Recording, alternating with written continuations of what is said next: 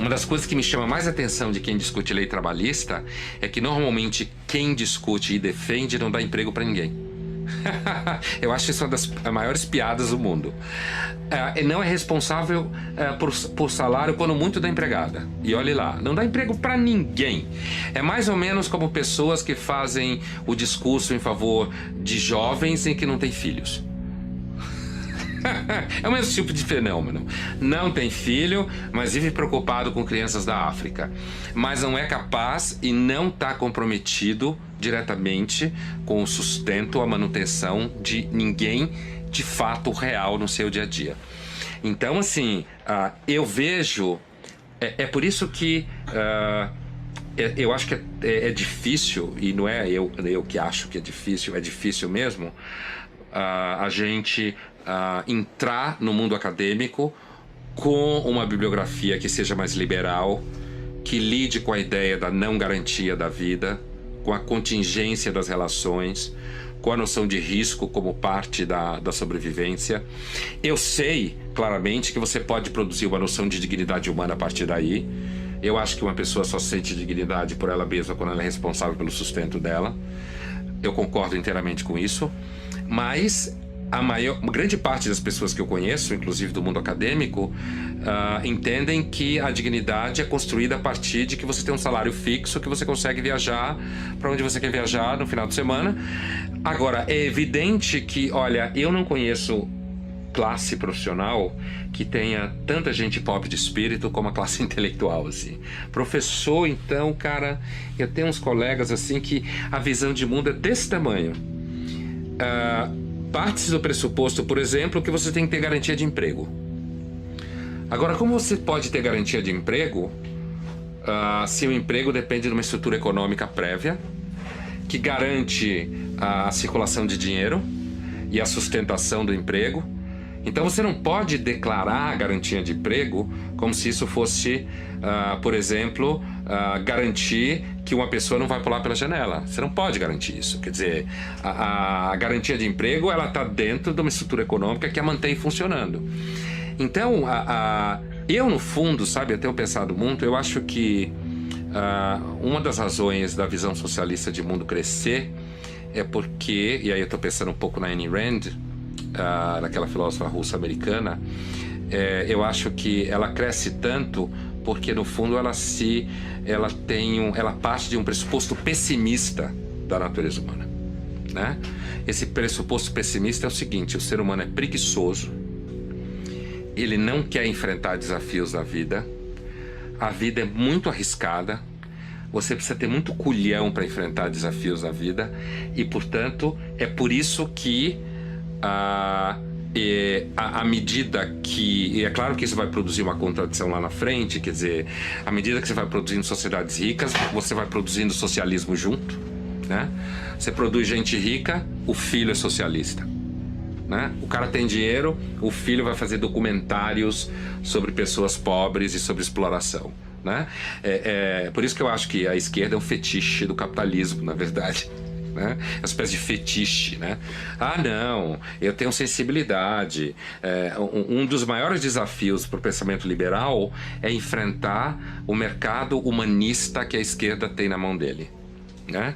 Esse mercado humanista, esse mercado do discurso do sofrimento, discurso das inseguranças, que aí a esquerda toma a psicologia para ela, a psicologia social, a pedagogia, e ela forma uma enorme frente autoindulgente em que as pessoas produzem uma visão de si mesmas como pessoas boas e honestas e preocupadas com o mundo. E isso é muito sério, porque inclusive o marketing das empresas tem que dar atenção para isso hoje, né?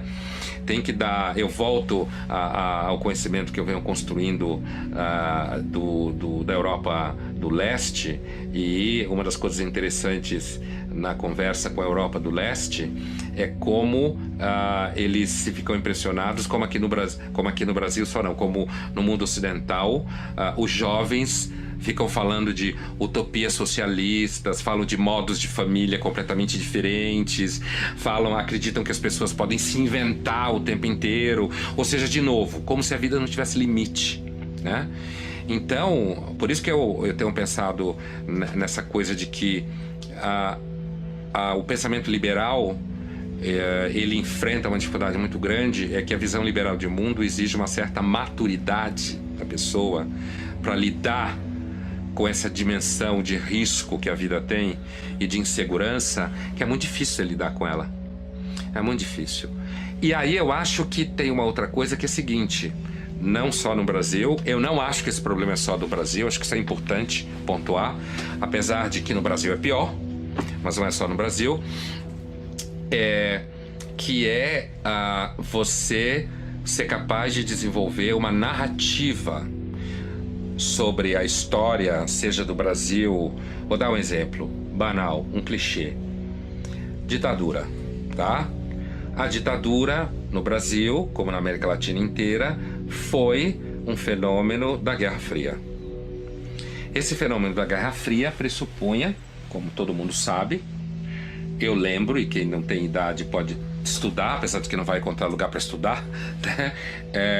Esse fenômeno da Guerra Fria significava um combate mortal entre os Estados Unidos e os países aí em volta dos Estados Unidos e os países que giravam ao redor da União Soviética, que na época se chamava Cortina de Ferro, né? É uma expressão que eu cresci ouvindo e hoje, se falar assim, quase ninguém sabe o que é. Os países da Cortina de Ferro estavam em disputa com os Estados Unidos e a América Latina, que está embaixo dos Estados Unidos, certo? Era um ponto extremamente estratégico. E os Estados Unidos, portanto, para construir uma barreira ao crescimento da influência soviética no seu quintal, digamos assim, e Cuba já tinha virado, os Estados Unidos de repente percebeu que ele ia ter que construir uma cortina de proteção ao crescimento da esquerda na América Latina. E aí vieram as ditaduras todas, como toda ditadura, violenta, tortura, cerceamento de ideias e tudo mais. Bom, a prova é que agora a Venezuela é o que é e os Estados Unidos não está nem aí para a Venezuela. Por quê? Porque não existe mais Guerra Fria. Não existe mais a União Soviética, né? Não existe mais um poder militar organizado em expansão no mundo. A Coreia do Norte é ridícula, a vitória da Coreia do Sul é evidente, né? O Vietnã, que os Estados Unidos perdeu a guerra, hoje paulatinamente volta à sociedade de mercado. A China não é comunista, é uma sociedade capitalista de Estado totalitário, não é mais comunista como se falava antigamente. Então os Estados Unidos, na verdade, hoje não está preocupado em intervir na América Latina, como estava nos anos 60 e 70. Agora, quando você vai narrar a ditadura no Brasil, um dos erros típicos dessa narrativa é dizer que a esquerda foi vítima da ditadura. A esquerda não foi vítima da ditadura no Brasil. Você teve pessoas que foram vítimas da ditadura, da esquerda, que foram torturadas e que sofreram indiscutivelmente. Por isso eu acho que aquela fala do Bolsonaro no dia da votação do impeachment é absolutamente infeliz, certo? Quando ele tira sarro da ex-presidente Dilma Rousseff com a situação que ela viveu, ele arma a esquerda. Ao contrário dele desarticular a esquerda, ele oferece a narrativa que a esquerda quer. Tá vendo aí, ó, todo mundo que não é de esquerda é a favor de tortura, né? Então ali você tem um exemplo de como a direita no Brasil não sabe narrar a história. Ela não sabe, ela não tem repertório, ela chega a ser tosca, né? Então, isso eu acho que é o maior desafio dos liberais jovens hoje no Brasil. É serem capazes de tomar na mão um repertório que os ajude a criar uma narrativa. E qual é a narrativa que me parece consistente nessa questão de direita e esquerda na ditadura? A ditadura estava identificada com a frente da sociedade de mercado americana, combatendo a influência da esquerda na América Latina, sim. Porém, a grande vítima, culturalmente falando, da ditadura no Brasil é a direita liberal. Ela é a grande vítima. Porque enquanto a esquerda foi perseguida pessoas foram perseguidas. Isso construiu uma narrativa de santidade ao redor da esquerda, construiu uma narrativa de resistência à democracia, que é uma mentira que todo mundo fala por aí. A guerrilha no Brasil não combatia pela democracia, a guerrilha no Brasil combatia por uma outra forma de ditadura, certo? Que era a forma soviética cubana.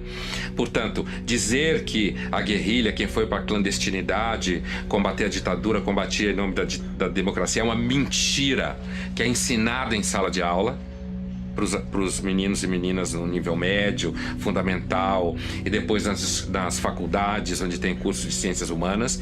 E, portanto, quando eu falo que a ditadura, ela catapultou a esquerda no Brasil, como assim, Pondé? É evidente que ela catapultou a esquerda no Brasil. Você não tem um partido liberal decente no Brasil. Você não tem uma classe de intelectuais liberais suficientemente robusta para fazer frente nas instituições.